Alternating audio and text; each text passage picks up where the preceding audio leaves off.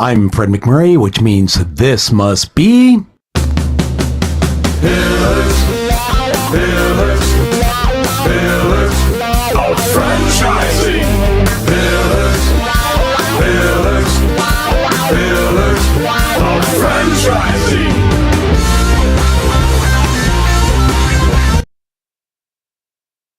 Good afternoon and welcome to another episode of Pillars of Franchising. We have a moment, but first, let's go to Sarah and talk about Word on the Street.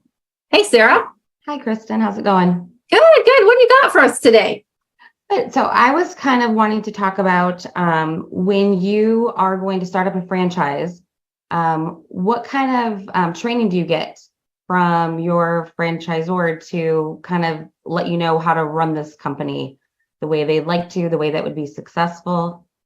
Sure, absolutely. So that's a great question. A lot of people are interested to get started. You bring a certain set of skills to the table with you from a previous career, maybe from school, things of that nature. But when you enter into an agreement with a franchisor, some of those things carry over nicely, but they all have to be done within certain boundaries. So some of the things that you'll find a franchisor will offer you can be found in the franchise disclosure document, or the FDD as we call it, under item 11.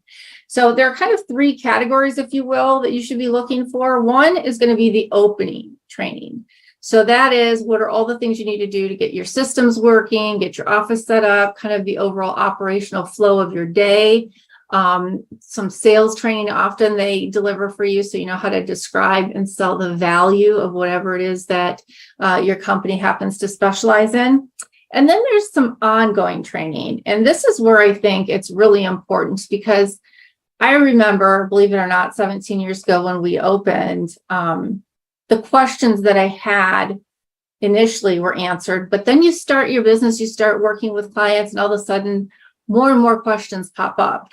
And as you get those steps down, well, then there's even more and bigger questions that pop up.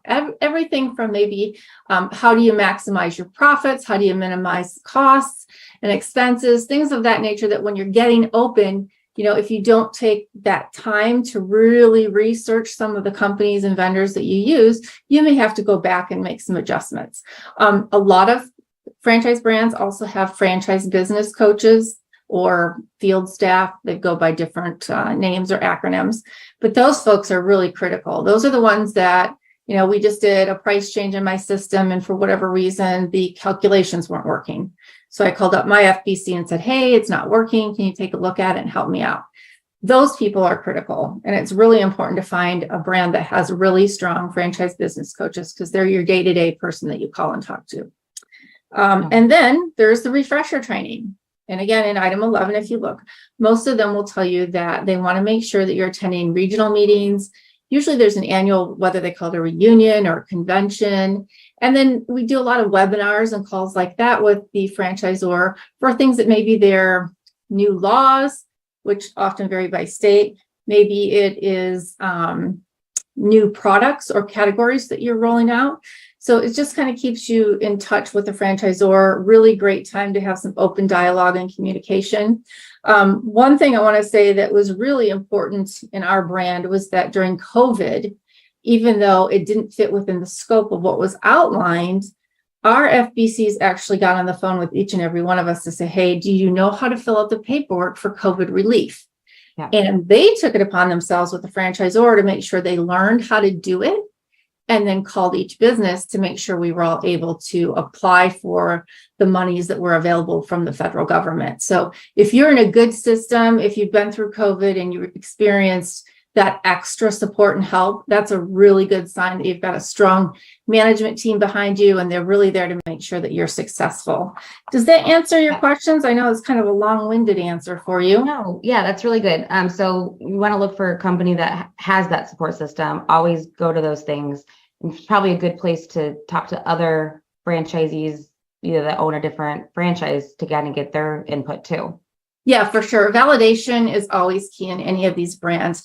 The one thing I want to point out, with co-employment being kind of in the wings here, and in some states actually has really become a big issue, there are often spots that you don't receive training in, and that is by design. So if you're not comfortable or familiar with HR practices, that's something that I would say there's a lot of different resources out there, but take it upon yourself and make sure that you understand the hiring, the firing, the work comp process, unemployment process. What does that look like, not only for your company, but specific to the state that you operate in? So I hope that's been helpful. And if anybody has any other questions, you know how to find us at pillarsoffranchising.com.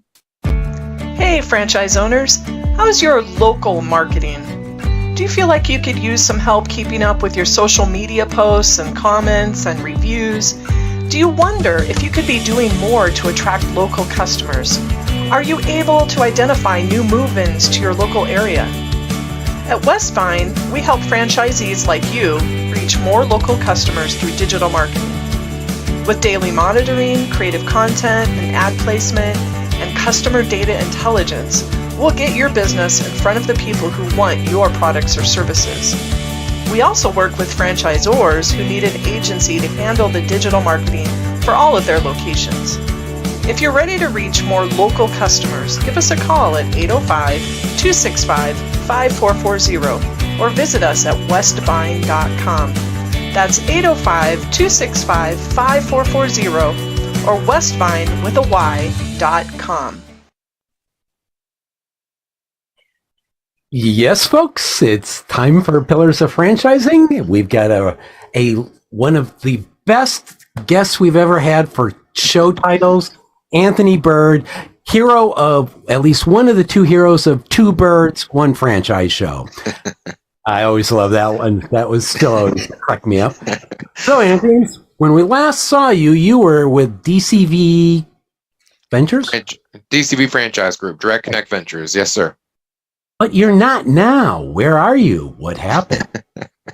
We are not. We are now a part of Benetrends Financial. So Benetrends being the oldest financing company in franchising, they celebrated their 40-year anniversary this year, actually acquired the financing arm of DCV Franchise Group from our old parent company, Singer Lee Wax. So we are celebrating 1 year of that acquisition today.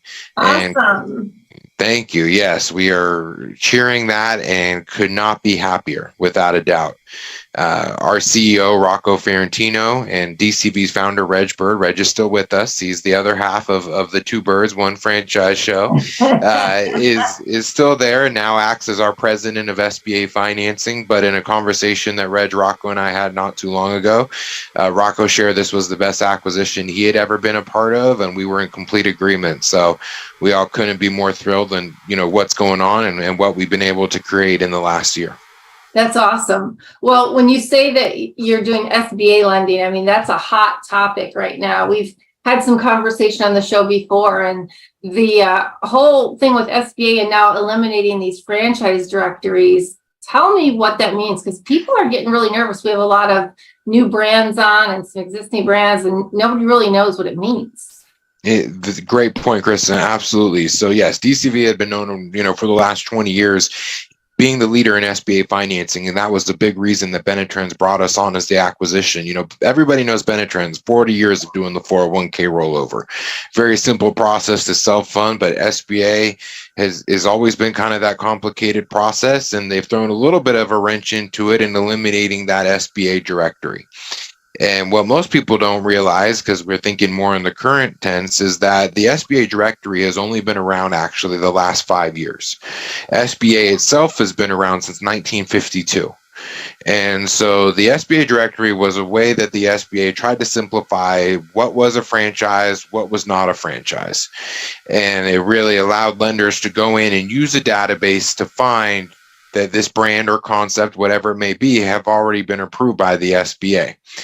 Well, I don't think that the SBA has the bandwidth or resources to be able to do that anymore. Sure. So they're giving the power back to the lenders. But does this mean that every single lender would have to have Molly Maid or the Happy Cat Hotel or Salty Dog? Every single lender has to have a list? They don't have to have a list. They just need to go through the process to verify that the franchise meets the definition of a franchise.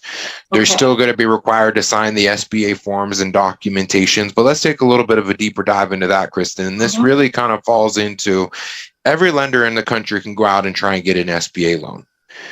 But there is a small subset of lenders called PLP lenders, and that stands for Preferred Lending Partner with the SBA. And these lenders can issue an SBA loan in-house without sending the loan off to the SBA government for approval, because they still have to do that no matter what.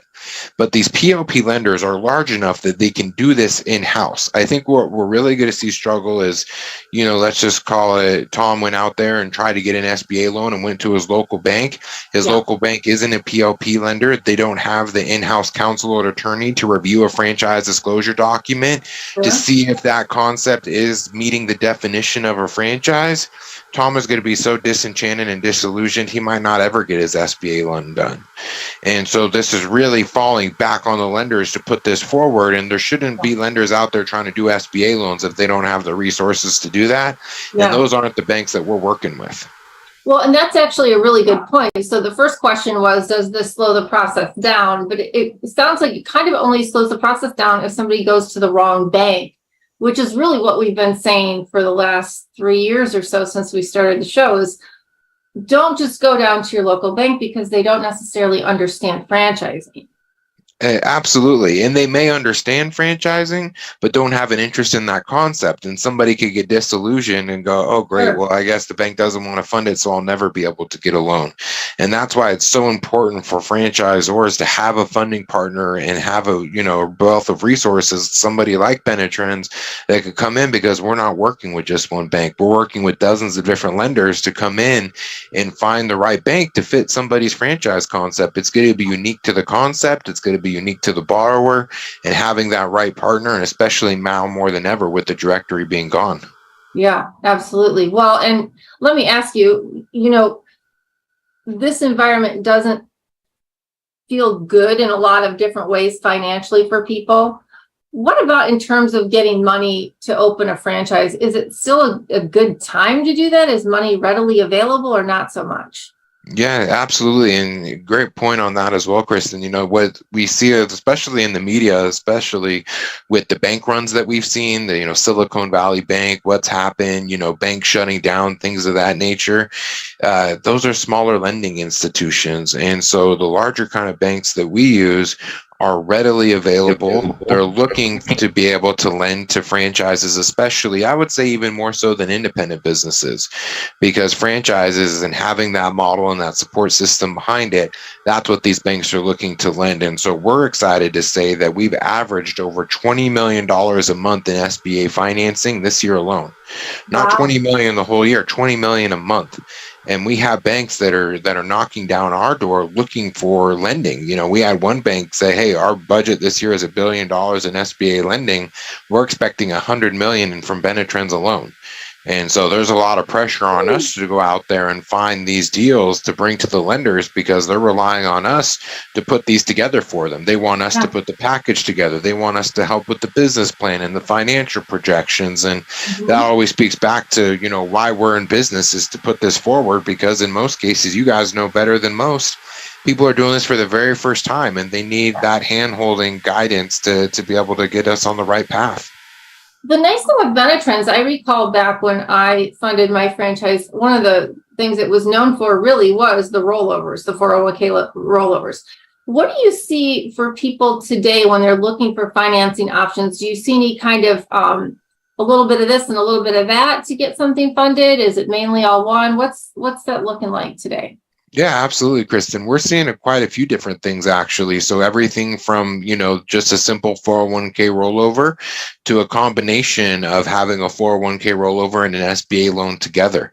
A lot of folks don't realize that in putting those two programs together, you might qualify for something completely different if you just did a rollover on its own or an SBA loan on its own. A rollover is a great way to be able to have the cash necessary for a down payment. Or let's say somebody's not working, banks are looking for some form of outside income.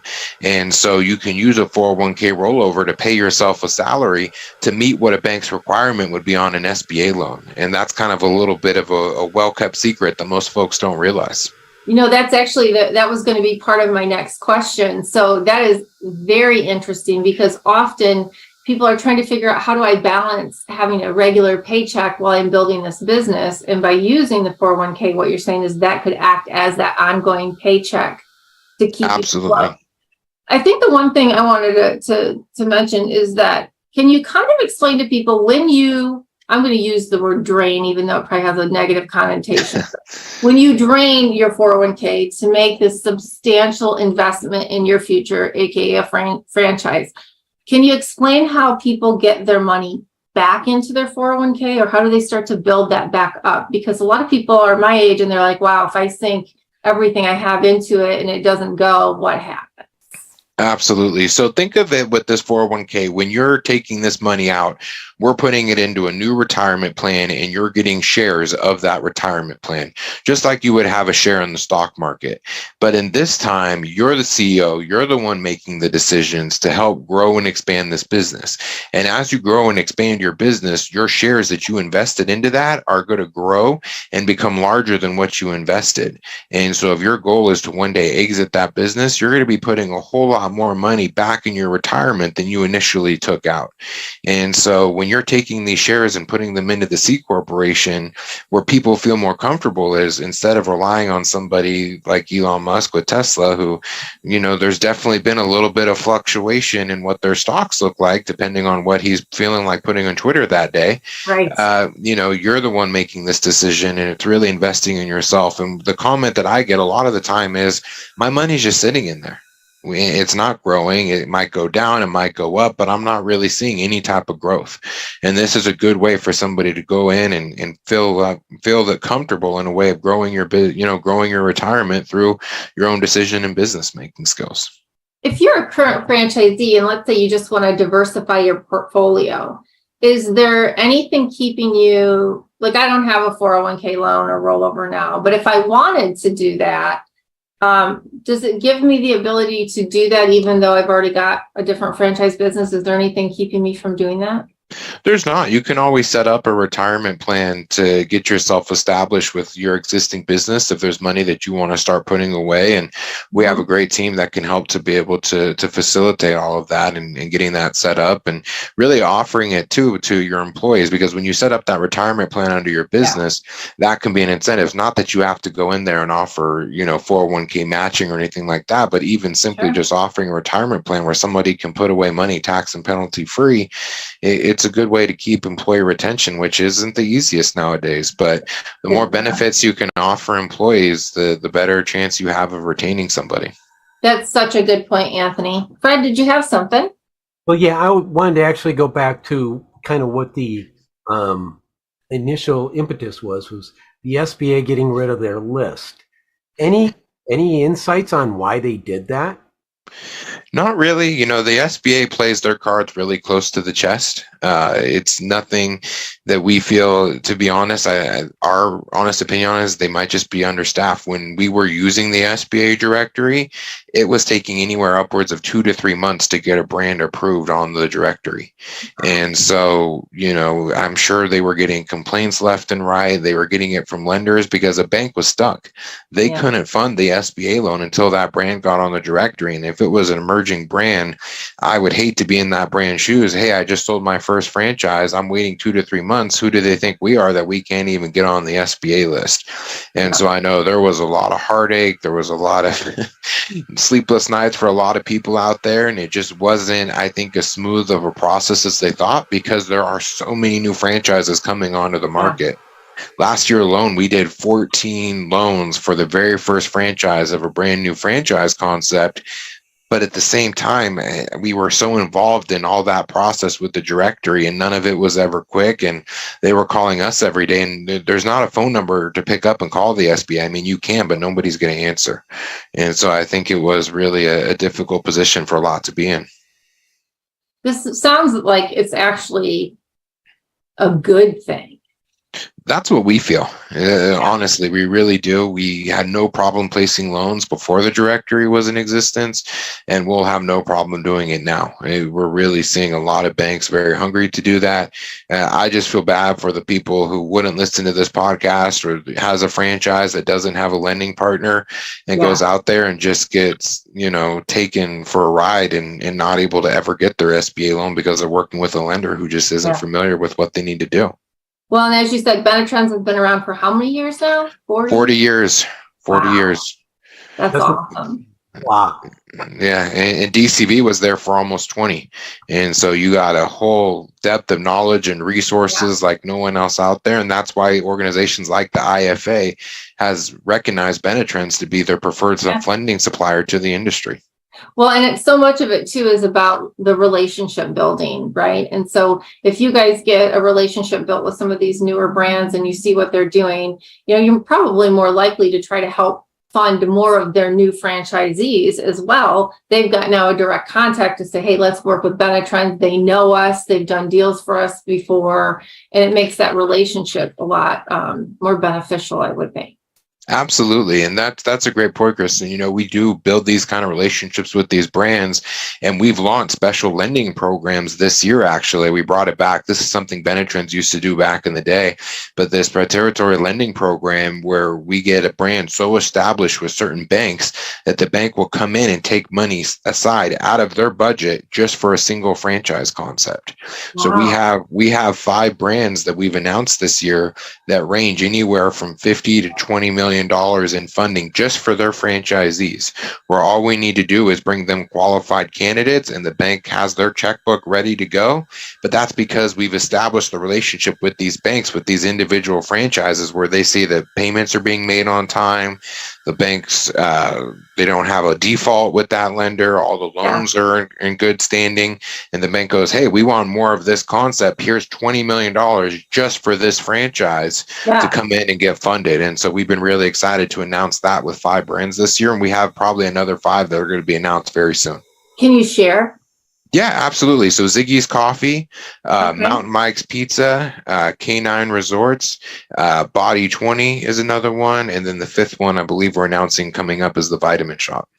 Awesome. That's cool. I know Mountain Mike's from California. That's cool. That's very exciting. I would love to see as these brands come on, if you can share that with us, we'd be happy to put them out on the blog. Yeah. The Benetrends has their name out there with that, because I think people, when you're trying to pick a concept, if you know that it's easy to get money, what a huge difference.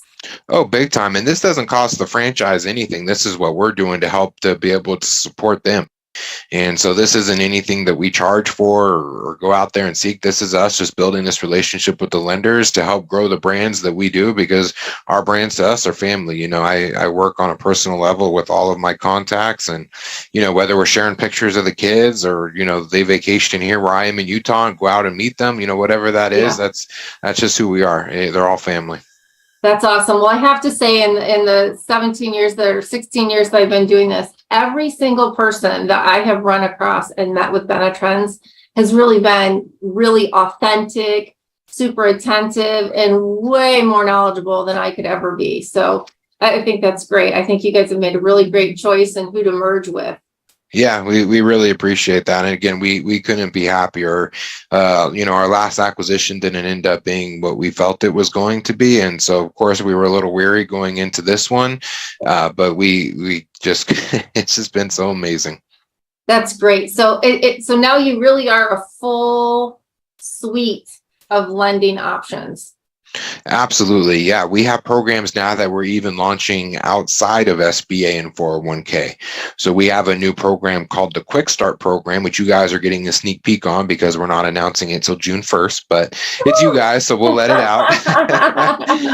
And this is a non-SBA style loan that can fund in 3 weeks for any project that's from $25,000 all the way up to $250,000 that is unsecured, so there's no home as collateral or anything like that. And it's really a very easy to use program. It doesn't necessarily fit everybody. We're looking at 750 credit is a little harder to come by, but if someone has it available, The interest rate can be a little higher than SBA, but nowhere near credit cards or having a program like that. So this is really going to fit something, because getting an SBA loan under $100,000 is almost impossible. Yeah. And so this is really opening up a new, platform for people to continue to grow with Benetrends. So this could work for one of our lower cost franchises. And could it also work for a franchise owner who's looking to expand? Is it open to them as well? Open to expand or remodel. We feel this is going to be a really strong program for remodel. So Mountain Mike's, for example, it's a 30-year-old brand, and some folks have been there 30 years. And so this is something that we're rolling out for them, for their franchisees, that are only looking for $30,000 to remodel. That would never happen with SBA. But with this kind of program, and to have the money in 3 weeks, that doesn't happen with SBA either. So that's really exciting. Well, the craziest thing is I don't usually get goosebumps about money, but that one gave me goosebumps. That's awesome. Us too. We're so excited to be announcing it and having it roll out, and it's all a Benetrends program. So this isn't anything that we're outsourcing or anything like that. We're managing it all internally. Awesome. Anthony, thank you so much for joining us. Fred, do you have any last questions? I can see smoke coming out of your head. Silence is golden. We'll say that's no. We can get 3 birds on the show. Never mind. There we go. Oh, you keep that bird in your pocket. There you go. Hey, so Anthony, seriously, I can't wait to talk to you again. And we definitely have to get some of this information out on the blog, through all the social media channels, because I think this new, what are we calling it? The Quick Start? Quick Start, the Benetrends Quick Start program. Yeah, that's some really cool stuff. And I have a few people I know who would love to hear that information. So excited for DCV, who's now joined Benetrends, and all the great stuff you guys are looking to do. So you better not wait another 2 years to come on the show. I am more than happy to come back and join you guys anytime. Thank you so much for the invitation, and so honored to be a guest for the second time. We're honored to have you. Thank you, Anthony. I hope you have a great day, and we'll talk to you soon. Thanks, guys.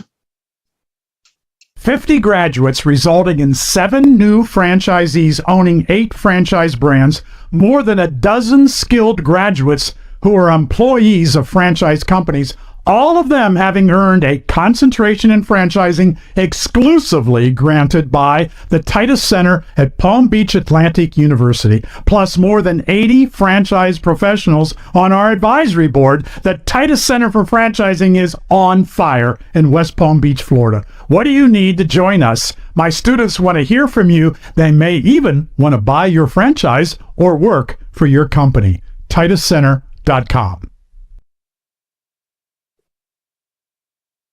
Thank you for joining us on Pillars of Franchising today. I'd like to give a special shout out to Jerry Akers, Karen Kimsey Sword, Ray Pillar, Laura Liss, our franchise lawyer, Andrea Mundy, and a special thank you to Fred McMurray, our producer. This has been another episode of Pillars of Franchising. And remember, we are your resource for franchising success. Join us again next week at 4 p.m. Central Standard Time, wherever you get your podcast. Have a great week.